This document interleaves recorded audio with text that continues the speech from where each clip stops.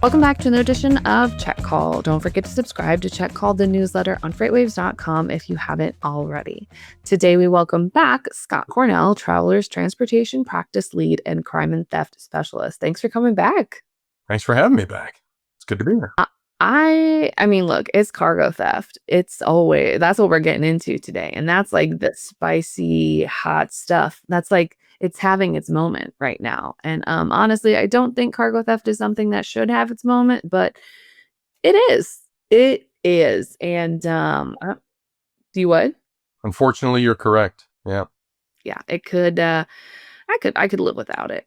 But we got your background last time, so let's dive on in. So, cargo theft incidents have jumped a casual 27% last year, with over 3,600 cases reported. What is causing this surge? Like, do you know, like, is there kind of one thing you can point to that's like, yes, this is what's causing it, or is it just kind of like an industry problem? Yeah. I think the biggest single cause, there's obviously multiple causes, right? But I think the largest single cause is that somewhere between 2020 and 2022, and we know that cargo theft in the United States went international instead of just being a regional crime as it had been in the past. So for many years, working cargo theft, we saw primarily small, relatively unsophisticated regional crews conducting most cargo theft. So they were usually 8 to 15 in size. They were pretty unsophisticated. They concentrated primarily on straight theft, which means they go straight to the freight where it sits and they steal it. And that's, truck stops, drop lots, parking lots, things like that. And their methods or their resources for moving the freight were nowhere near as robust as the organized rings that we're seeing now. So they could only steal so much freight.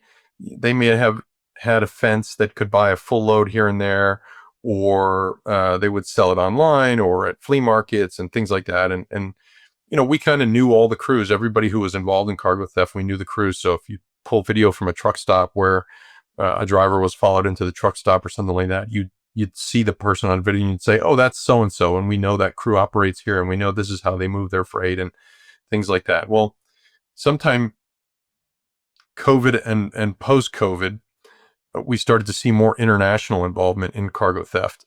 And so from roughly the first quarter of 2022 to the fourth quarter of 2024, we saw just a big explosion in cargo theft in general. So I think in that time period, if I remember correctly from the CargoNet numbers, up over 90% in total.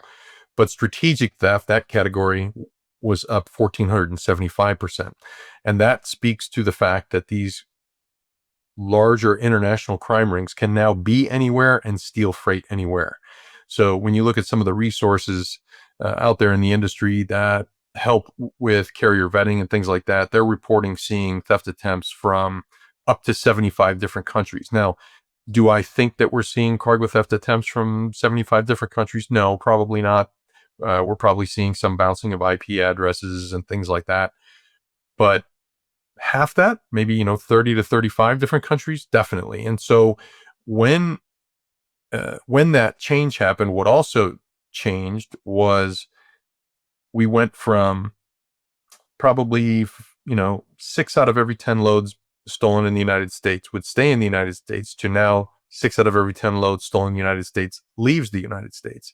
And so now, instead of supplying that smaller, less sophisticated market for stolen goods that I mentioned earlier, which would be, some online, some flea markets, maybe a fence or two here and there, we went to this global demand for this cargo. So now basically they can't steal enough because they can't, the appetite is now global. And so the demand is there for whatever they can steal as quickly as they can steal it. And that, I think, is the single largest factor driving the biggest increase. Where does it go? So, like, I know we kind of talked about it last time, but like, there can't be that many people that's like, if I run a flea market in France, I can't necessarily be like, hey, totally legit criminal guy, can you go steal me like a trailer of stuff? Like, there can't be, I mean, I'm sure there's like a decent amount of demand for stuff like that, but also like, that feels like it should be you should be able to keep up with the demand of like, "Hey, can you just go steal me some stuff?" Like, where does that all go? Unfortunately, there's, I would have to say there's short, no shortage of people who will buy goods that, when you look at the global aspect of this, I don't think there's a shortage of people that will buy freight that may be questionable or that they think might be questionable. But more so, I think these organized rings do a really good job of laundering the freight. So, what I mean by that is when they steal it, if they, without getting too much into the method, a single method, when they send it to a cross dock, it may go in with a specific type of electronic, let's say, a name brand, and it goes in televisions with a specific name brand, and then it comes out the other side of that cross dock as electronics, and so now it's changed on paper, right? And so in essence, freight really moves based on what's on the paperwork, right? So now they've changed it to just electronics. Now, if they take it to another cross dock or a warehouse, it may go in as electronics and it may come out as FAK, freight of all kinds, right? And so they continue to launder it. They will remove every marking that they can without having to change the packaging and things like that. And then, once it gets overseas, the traceability of it becomes much more difficult for anybody.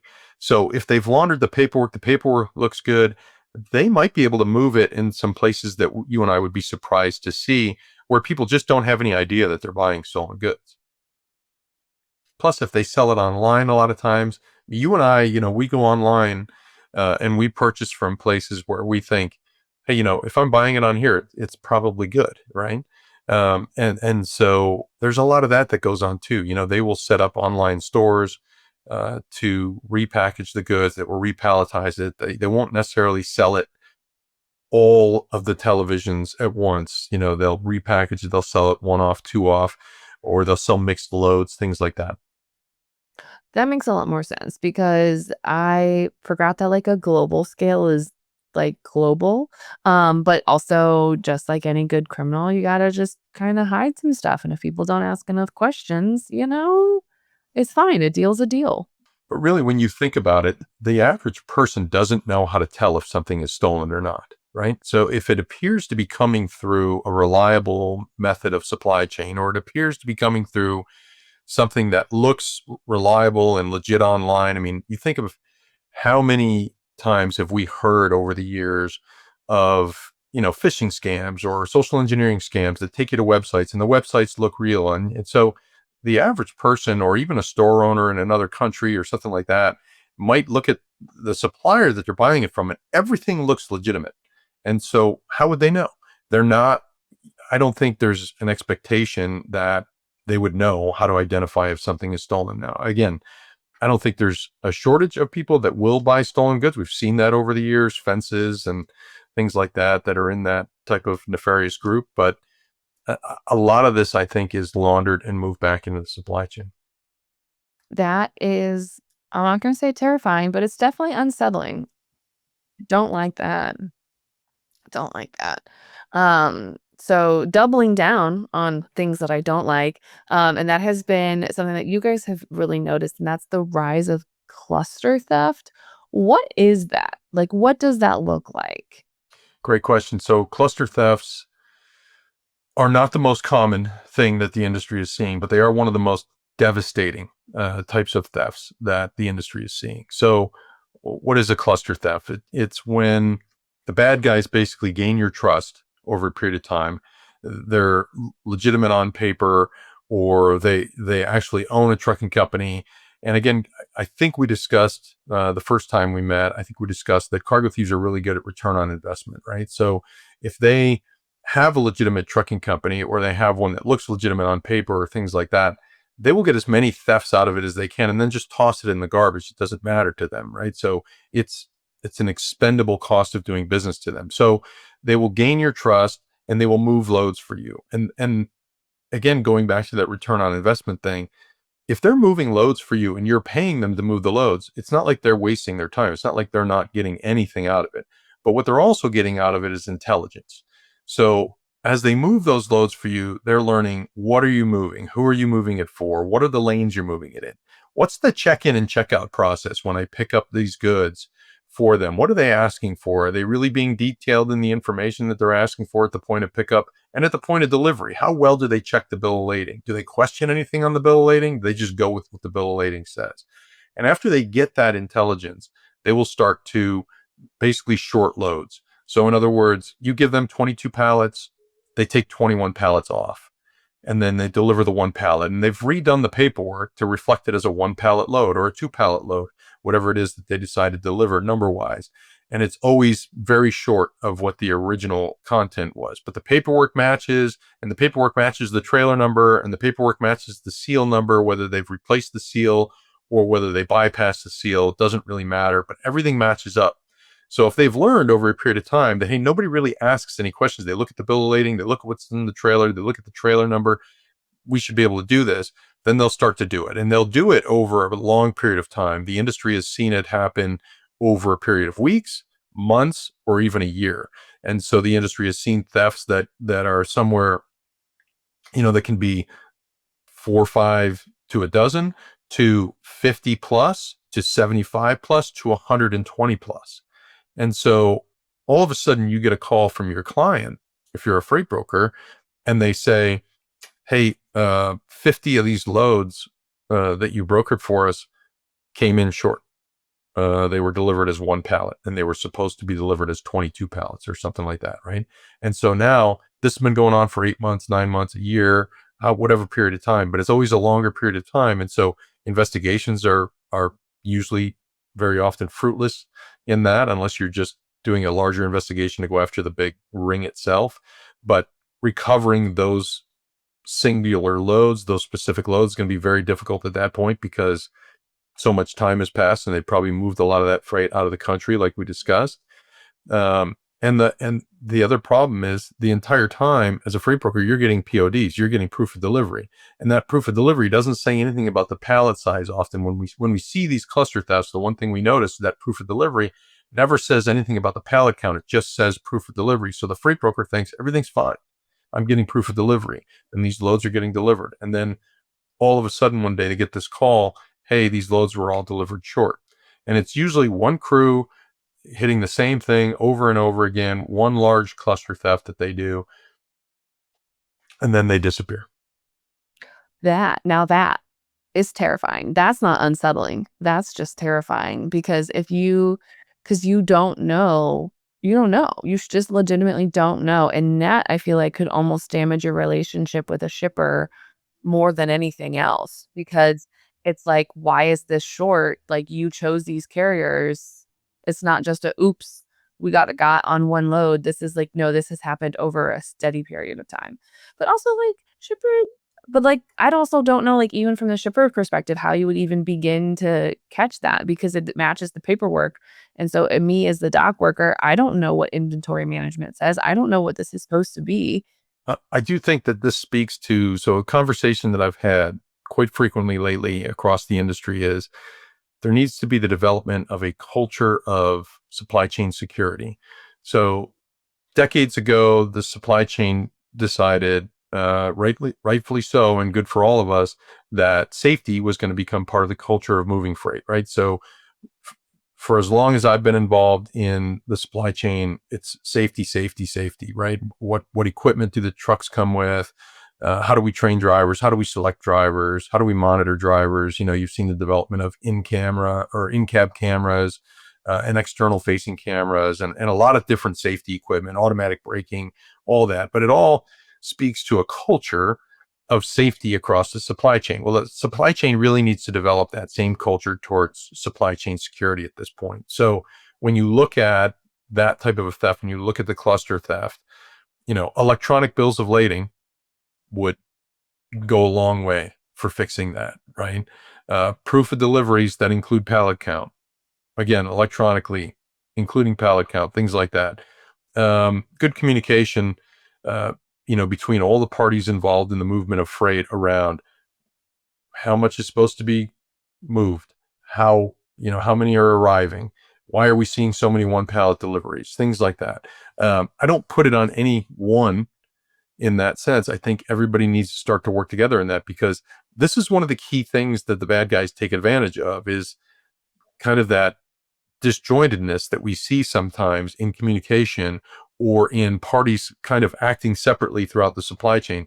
They work together, right, to get the freight delivered, but they kind of operate separately. And so the bad guys take advantage of that. I think that it really makes a lot of sense because there is a lot of fragmentation and everything in the industry. And, we see it even within large shippers. I mean, how often have we, on a personal level, had to maybe call customer service for a delivery and the delivery team doesn't talk to customer service and everybody's just sitting there like, what's going on? And that's just on a consumer level. So, some of those big companies and those very large shippers, they don't like the warehouse people don't have any idea of what inventory is supposed to do or what the shipments are supposed to look like other than just, hey, I'm following my procedure. I'm loading trucks, unloading trucks, making sure what's on the bill of lading matches. And I think that that's kind of that has to be one of the largest areas for growth in terms of kind of combating theft because that doesn't just improving those standards across what warehouses need to do, shippers need to do, brokers need to do, whatever, and carriers need to do in increasing those standards across the entire industry. I think that could help potentially thwart not just the cluster theft, but kind of all sorts of theft of everything from making sure that the driver's identification matches what was given to you. And I understand, drivers like privacy, and I'm not saying they need to, sacrifice that, but at least knowing like your name when you like at least knowing what's the name of the driver that's supposed to deliver this load, that can go a long way. Yeah. And I think so. What I've found over the years, and again, I've been doing this a long time, drivers are your best line of defense. Drivers do not make good victims. They take it seriously that they're being entrusted with the goods of others. I believe that in my heart of hearts. I think I've seen that play out again and again over the decades that I've been doing cargo theft, is that drivers are more than willing to be part of the solution. We just need to make them aware. And as an example, when you use that safety example, it's not one or two people in your company that are educated on safety. You're educating everybody. You're educating the drivers. You're educating the dispatchers on how safety plays into everything we do. Well, if you do that with supply chain security or theft prevention, we see the results. We had a client that has a warehousing operation, and they were concerned about fictitious pickups, or, to your point, is the person coming to our dock the right person to pick up the freight? We spent time, we went down there, we trained their entire warehouse staff on red flags to look for at that point of pickup. Within weeks, they stopped 2 false pickups. And it's not that we made the warehouse staff experts on cargo theft. We just simply gave them a level of awareness that gave them kind of a spider sense, which then made them say, hey, let's get the supervisor involved, right? Or let's get our head of security involved. And we see that when we go out and we work with our freight broker clients and we train them. Quite often we'll go into a freight broker's office and they'll rotate their staff in and out of a conference room for us, 10 at a time. And we'll conduct several sessions in a day, teaching their staff that's assigning the freight the red flags to look for strategic theft and things like that. And what we find is that frontline staff member who is actually assigning the freight develops enough of a spider sense that they will flag a supervisor or raise a hand and say, hey, I'm seeing something here that, kind of rings to what I saw in the training a couple of weeks ago. Can you take a look at this? And that's really all it takes quite often to prevent a lot of the thefts. When you really get into the details of some of the thefts that are seen across the industry, you can almost always point to very quickly to 1 or 2 red flags where if somebody would have had knowledge, they could have said, hey, wait a minute, that doesn't seem right. Let me ask some questions. I think that that is so incredibly important because I mean, there's times where, as a broker, like you said, you develop that sixth sense. And it's just time sitting there and experiencing it where, if I get a driver that's squirrely and like doesn't necessarily want to provide their phone number or the dispatch is always like, just call me, and then I'll call the driver. And I'm like, well, why are you so against me calling someone that's hauling my freight? And I'm sure it's innocent enough, but that's enough for me personally to say, no, thanks, I'll find someone else to do this load. Because I need that level of, or at least me as a broker, I would need that level of transparency with my partner that's hauling this load, to at least be able to have the driver's phone number. I'm not going to call him incessantly, but it's one of those where like, if something happens, I do need to be able to get in touch with this driver quickly. Um, but I love that you guys have that little training, the training that you guys offer. I feel like that has to be beyond invaluable. Um, so speaking of those red flags, what are like two? You don't have to give us all. Everyone can reach out to you for all of them. But what's like maybe one or two of those red flags that you're like, hey guys, you should keep an eye out for this.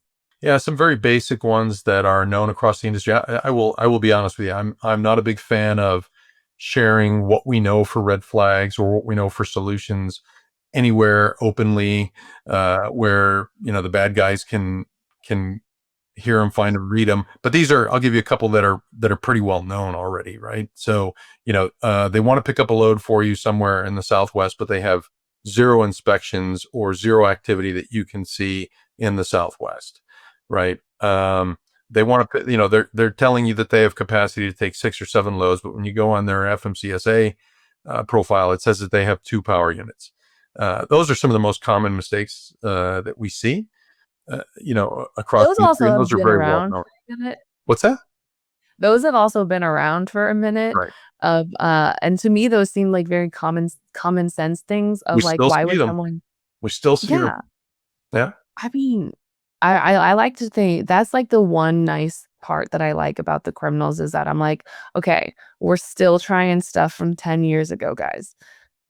Good. Keep doing that. Keep the 10 years ago strategies because I'm not ready for the current day one. No, you're making a very interesting point that I talked about yesterday at the ATA Safety and Security Council, actually, where the bad guys will use a technique, and then if the industry gets really good at stopping it or preventing it, they'll shelf it for a while, and then they'll hit you with 3 or 4 other techniques. And when you become preoccupied with those 3 or 4 other techniques, they'll go back to the old technique, right? And it's kind of fallen off the radar.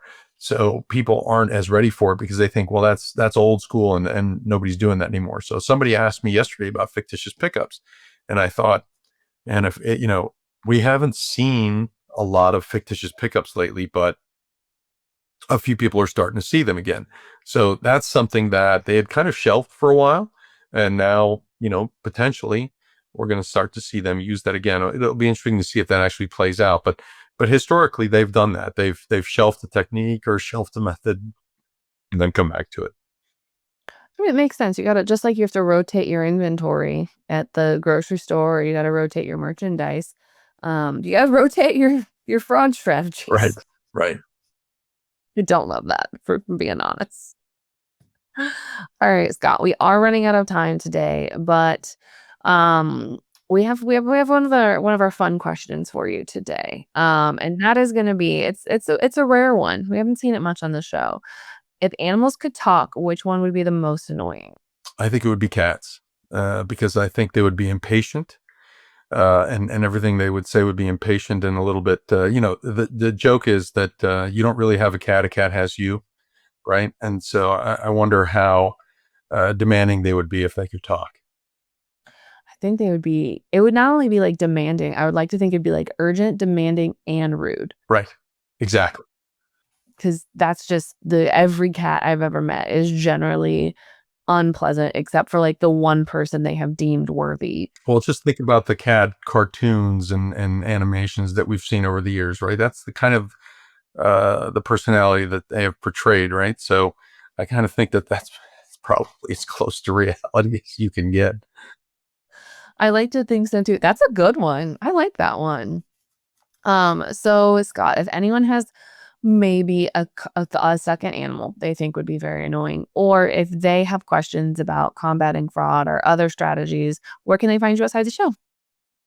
Well, they can find us at travelers.com/transportation resources. We're there. They can find me or my contact information on LinkedIn if they have any direct questions, things like that. But I'm usually available. I'm always happy to help when I can. Awesome. Thank you so much for joining us today. Thanks for having me. You can find Tech Call the Podcast anywhere you get your podcasts, like Apple Podcast and Spotify. Don't forget to check out all the other incredible FreightWave shows, and don't forget to subscribe to the newsletter on freightwaves.com/checkcall. See you on the internet.